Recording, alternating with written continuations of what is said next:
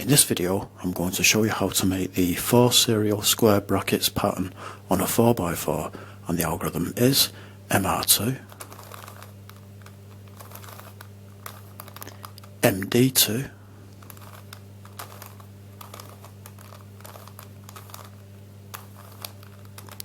ML2,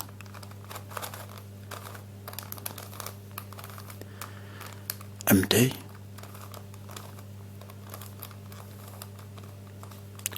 WR2,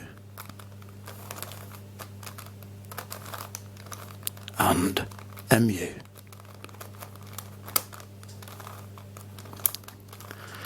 And there is your 4 serial square brackets pattern. And I think it's quite a nice looking pattern, this one.